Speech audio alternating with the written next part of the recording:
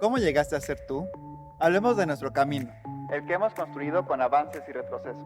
Juntos, trataremos de explicar cosas que mucha gente no conoce sobre nuestro mundo. Conoceremos mitos, nos reiremos de tabús. Bienvenidos a Together, por Milton Montoya, una crónica de los cambios vividos por lesbianas, gays, trans y bisexuales en el siglo XXI. Porque Together somos más perros.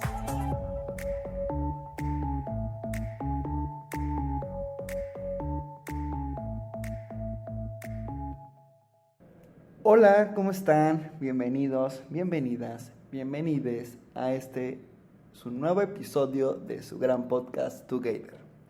La matanza en la disco Gay Pulse en junio del 2016 dejó 50 personas muertas y al menos 53 heridas en la ciudad de Orlando, de las poco más de 300 que había en el lugar.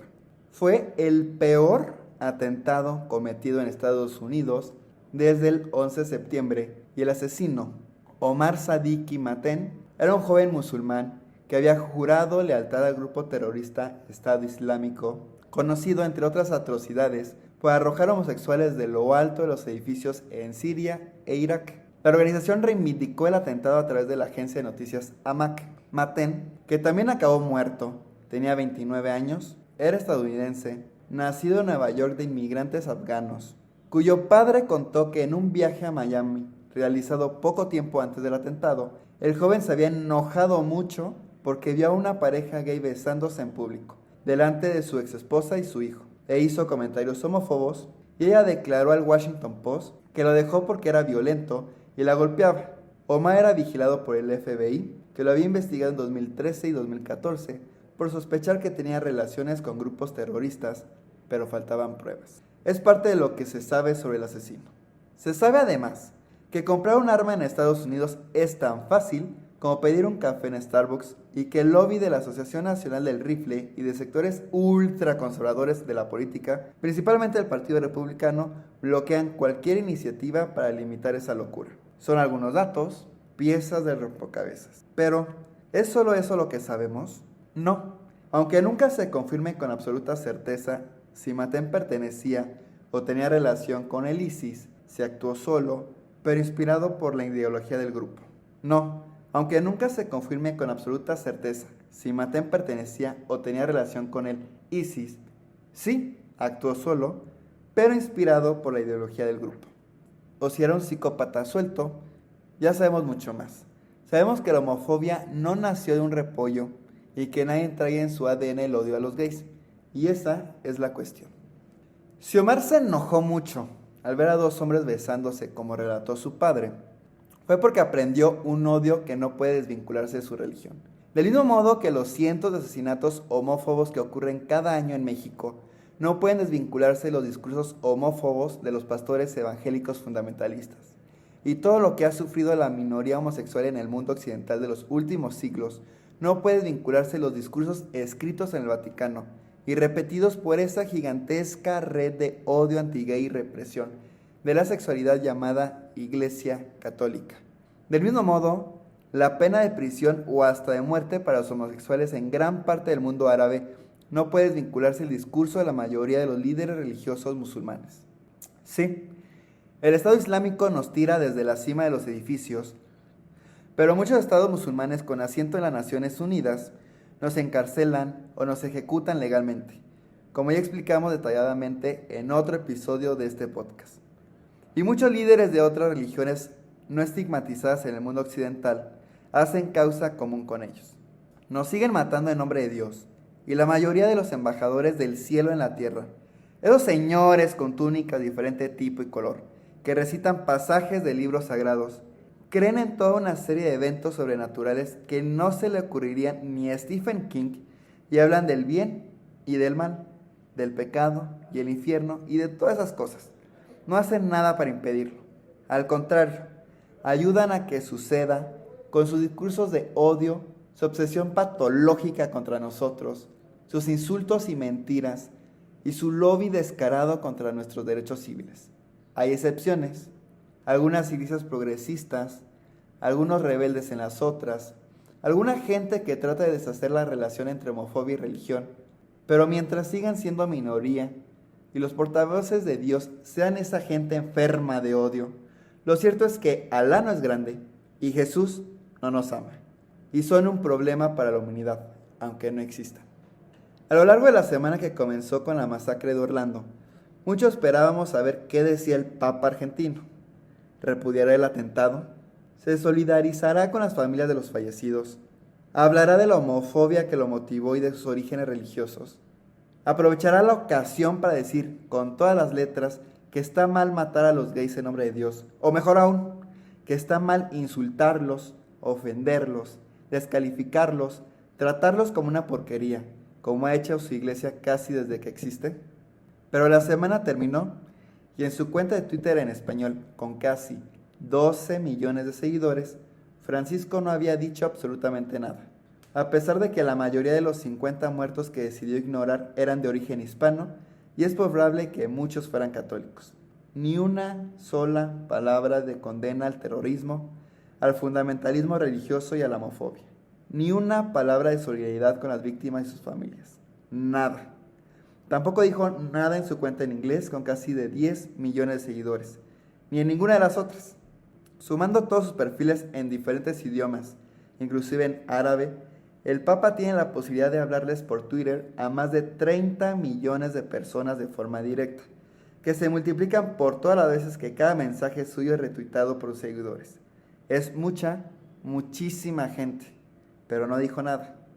Y no es que no haya tenido tiempo, tuiteó sobre otras cosas. Un atentado terrorista cometido por un fanático religioso por un odio que tiene origen religioso, causando 50 muertos y 53 heridos, y el líder religioso más poderoso del mundo decide callarse la boca. Hablar de otra cosa, hacerse el pendejo. Y el silencio no fue solo en Twitter.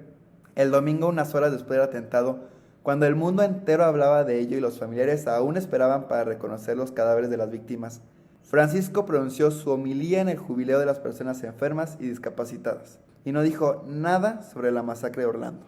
También celebró el rezo del Ángelus en la plaza de San Pedro, donde habló de varias cosas, divinas y mundanas, y no dijo nada sobre la masacre de Orlando. El lunes, habló en la sede del Programa Mundial de Alimentos, y no dijo nada sobre la masacre de Orlando. El martes celebró misa en la capilla de la Santa Casa Marta, y presentó allí sus meditaciones matutinas de la semana, que son luego publicadas en el diario L'Osservatore Romano, y no dijo nada sobre la masacre de Orlando. El jueves fue a la asamblea de la reunión de obras de ayuda a las iglesias orientales y no dijo nada sobre la masacre de Orlando. También les habló ese mismo día a los participantes del jubileo de los artistas del mundo y del espectáculo itinerante y popular y no dijo nada sobre la masacre de Orlando. Y estuvo en el Congreso Eclesial de las Diócesis de Roma y no dijo nada sobre la masacre de Orlando. Por último, el viernes, habló en la asamblea plenaria del Pontificio Consejo para los Rezos y tampoco dijo nada sobre la masacre de Orlando. Con 50 muertos y 53 heridos, el Papa no dijo nada en toda la semana. ¿Cómo que no dijo nada?, se preguntaron algunos. Yo leí en los diarios que el Papa condenó el atentado, recordarán. Sí, eso dijeron algunos diarios y algunos sitios de internet, pero en realidad lo único que hubo fue una escueta gacetilla en la oficina de la prensa del Vaticano, de apenas 2 breves párrafos escrita en tercera persona.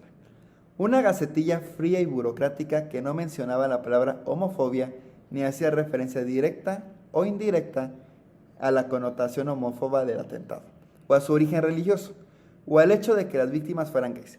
Y ni siquiera la firmaba él, sino un vocero, el padre Federico Lombardi. Pero ¿qué importa si fue una gacetilla? Lo importante es que lo dijo. A ver, después hablaremos sobre lo que dijo el padre Lombardi, pero no seamos ingenuos. Bergoglio ha sido siempre un gran comunicador y entiende perfectamente la diferencia entre un discurso suyo en la Plaza de San Pedro, un pronunciamiento suyo durante la celebración de una misa, un artículo con su firma, unas palabras suyas en algún evento internacional, un mensaje suyo por Twitter en perfiles con decenas de millones de seguidores, o una fría y burocrática gacetilla de prensa que no dice prácticamente nada, firmada por un funcionario menor del Vaticano. De hecho, a principios del año anterior, cuando ocurrió el ataque terrorista que dejó 12 muertos en la redacción de la revista Charlie Hebdo, el Papa tuiteó en el acto usando un hashtag que pedía oraciones por París. Y cuando meses después en la misma ciudad, otra serie de atentados terroristas mataron a 137 personas, escribió en la misma red social: quiero expresar mi profundo dolor por los ataques terroristas en París. Recen conmigo por las víctimas y sus familias. Y no fue solo en Twitter. Al día siguiente del ataque contra la redacción de Charlie Hebdo, en la misa de la capilla de la Casa de Santa Marta, el Papa pronunció sus meditaciones matutinas, luego publicadas en el Observatorio Romano, que comenzaron con una manifestación de dolor por el gesto feroz y vil de los terroristas y una expresión de solidaridad con los familiares de los muertos. El Papa dijo que los atentados de ayer en París nos hacen pensar en toda la crueldad humana, en todo el terrorismo, se ha aislado de Estado, en la crueldad de la que el hombre es capaz. Y lo mismo sucedió después de los atentados de noviembre del 2015. Además del mensaje por Twitter, el Papa habló a sus fieles en la Plaza San Pedro luego de rezar el Ángelus sobre los ataques terroristas que en la noche del viernes ensangrentaron Francia. Y envió un mensaje de solidaridad al presidente francés, a los ciudadanos de ese país y en especial a los familiares de las víctimas. Y no fue solo eso. También dio entrevistas para la televisión condenando los atentados y repitiendo que no hay justificación religiosa ni humana para ellos. Ahí está la clave. No hay justificación religiosa. ¿Y para la homofobia?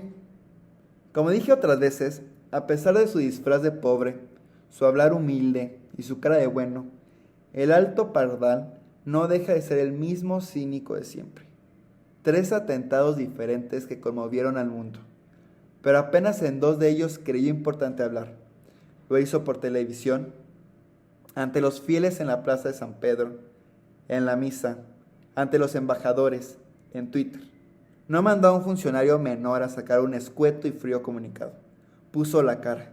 Se solidarizó con las víctimas y sus familiares y dijo con todas las letras que no había justificación religiosa para esas masacres. En el tercer atentado se cayó la boca. Y la única diferencia con las anteriores es que los muertos eran todos homosexuales y el asesino homófobo. Como si fuera poco, la Gacetilla firmada por el padre Lombardi dice que el Papa espera que se puedan identificar las causas de la masacre.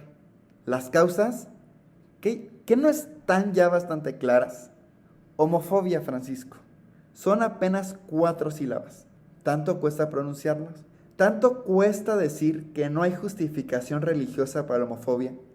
¿Tanto cuesta revisar el perverso catecismo de la Iglesia Católica que nos sigue ofendiendo, insultando y tratando como una porquería?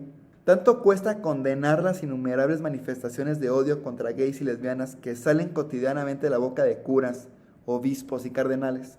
¿Tanto cuesta entender que todos esos discursos religiosos homófobos producen violencia, dolor e inclusive muerte en todo el mundo?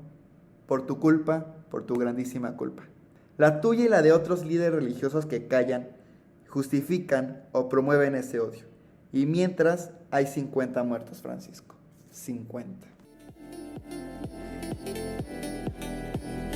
Gracias por escuchar Together, podcast hermano de Ponte Perra. No olvides suscribirte a Together y Ponte Perra en cualquiera de tus plataformas de podcast favorita. Síguenos en nuestras redes sociales, Facebook, Instagram y Twitter como Ponte Perra MX. Porque Together somos más perras.